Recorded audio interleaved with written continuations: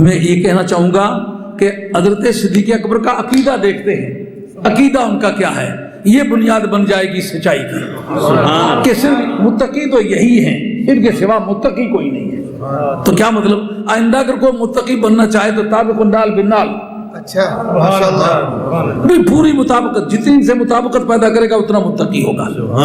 اب حضرت صدیق اکبر رضی اللہ عنہ کی ذات پر گفتگو کرتے ہیں اور یہ معلوم کرنا چاہیں کہ ان کا عقیدہ کیا ہے۔ جو ان کا عقیدہ ہے نا، جس کا یہ عقیدہ نکلا ہے دور حاضر میں، وہ سنی ہے۔ اب واقعہ معراج بڑی مشہور بات ہے، کسی سے مخفی نہیں، دوست بھی جانتے ہیں، دشمن بھی جانتے ہیں۔ صدیق اکبر کو پہلے صدیق اکبر نہیں کہا گیا، پہلے ابو بکر کہلائے ہیں۔ پہلا دن جو صدیق کہلانے کا ہے وہ نماز کی وجہ سے نہیں ہے، وہ روزے کی وجہ سے نہیں ہے، وہ حج کی وجہ سے نہیں ہے، وہ تہجدوں کی وجہ سے نہیں ہے، وہ تلاوت قرآن پاک کی وجہ سے نہیں ہے۔ وجہ کیا ہے کہ سرکار معراج کی رات گزار کے لوٹے، صبح کے وقت بعد چڑی، حرم میں ہیں۔ ابو جہل پوچھتا آج کوئی نئی تصنیف نہیں ہے تمہاری؟ سرکار کو تنظر کہتا ہے، اور وہاں ہے کہ کیا ہے؟ کہ میں راتوں رات یہاں سے گیا ہوں، بیت المقدس شریف ہو کے واپس آیا ہوں، اور وہاں میں نے انبیاء علیہ السلام کی امامت کرائی ہے اور بیت المقدس شریف کی زیارت کی ہے۔ اگلی بات نہیں اس کو بتلائی کہ دراصل قاعدہ یہ ہوتا ہے ظرف دیکھ کے چیز ڈالا کرتے ہیں، کہا اگلی بات اس سے کریں گے جو اگلے کے راز کے اہل ہے، جو اس کا اہل ہی نہیں ہے۔ خاصا تھی گل آما آگے نہیں مناسب کرنی، مٹھی کھیر پکا محمد کتیاں آگے تک۔ ایک دفعہ سرائے عالمگیر میں تقریر تھی تو ایک مولوی صاحب ضلع سرگودے کے پڑھے ہوئے کچھ نہیں تھے، میں اور مولانا غلام محمود صاحب رحمۃ اللہ علیہ تھے۔ تو جو تو کہیں نا کتیاں کے تنی تو ہماری طرف استعمال کرے، اس کو یہ نہیں پتا کہ ہاتھ کے آگے پیچھے کرنے سے معنی پر کوئی اثر پڑتا ہے۔ تو میں مجلس میں اٹھ کے نا، میں نے کہا ہاتھ اپنی طرف کر کے کہو، یہ جملہ جو ہمارے بول کو مٹھی کھیر پکا مون اپنی طرف ہاتھ کرو۔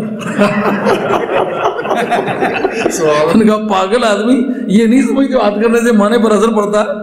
اس وقت اس کو ہوش آئی اور سارے حاضرین ہنسنے لگے۔ اس کے بعد وہ تقریر بھی رہ گئی، بہت خوش آواز آدمی تھے وہ بزرگ۔ تو حضرت نبی کریم علیہ السلام نے ابو جہل سے اتنی ساری بات کی جتنی وہ بات سمجھ سکتا تھا۔ اب اس نے کہا آگے تو جتنی بھی باتیں پیش آئی ہیں نا، ہاں جی کچھ نہ کچھ حساب چل رہا ہے بھائی، آگے تو جتنی باتیں ہوئی ہیں نا اس سے بچ نکلنے کی صورت پیدا ہو گئی، لیکن اب ایسی صورت ہے کہ اب صدیق اکبر ہمارے دام سے نہیں نکل سکتا۔ بھائی کیا طریقہ کار کرو گے؟ ان کا اس کو جا کے کہیں گے راتوں رات کوئی جائے، راتوں رات واپس لوٹ کے آئے، تو ہم یہ کس طرح مان لیں کہ وہ راتوں رات گیا ہے اور راتوں رات آیا ہے؟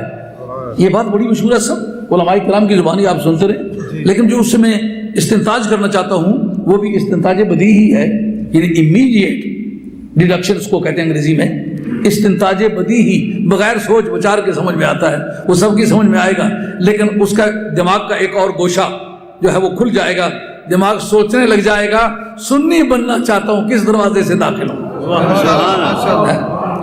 اب راستے میں پکڑ کے حضرت صدیق اکبر رضی اللہ تعالیٰ سے